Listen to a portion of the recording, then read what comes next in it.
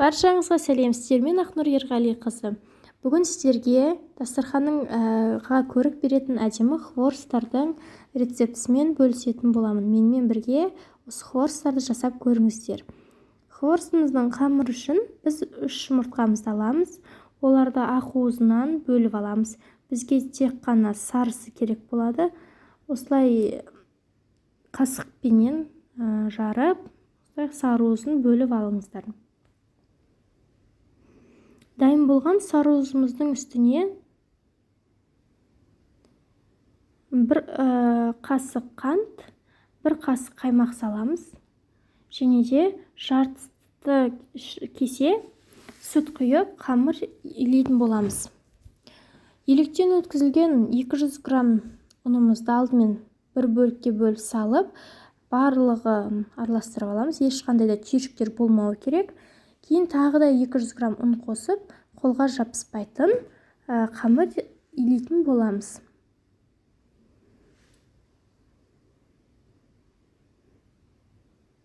Қамырымыз дайын болғаннан соң, оны тағы да бір иенін қандырып, 5-10 минутқа бетін жауып қойамыз. Қамырымыз дайын болған уақытта осылай столымыздың бетіне ұн сеуіп, жұмсақ қамырымызды алып, осылай оқтаудың көмегімен жайып шығамыз.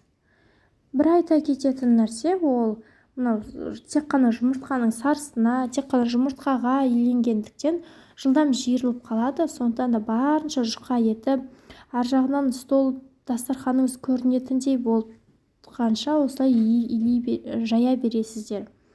Дайын болған қамырларымызды кескішіміздің көмегімен кесіп шығамыз. Бір 30 сантиметрдей етіп кесіп шығасыздар.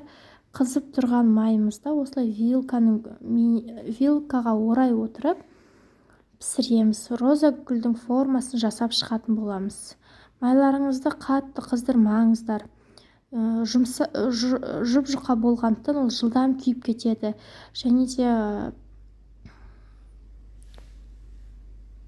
қамырларыңызды тым ұзын да қылмаңыздар. Ол вилкаңызға оралған кезде де сізге кедергісін туғызуы мүмкін. Сондықтан да барынша қысқа қылыңыздар. Ол да әдемілік береді. Содан соң осы вилканың көмегімен кері қарай айналдырып отырып, гүлдеріміздің ортасын ашамыз. Оны бірден пісірген бетте осылай ортасын ашып алмасаңыз, кейін ол қатып қалады да, сынып өзінің формасын жоғалтады. Осылай ширатып арқылы кері қарай ашамыз. Өте жылдам дайындалады, экономичный әрі дәмді. Сіздермен Ақнұр Ерғалиқызы.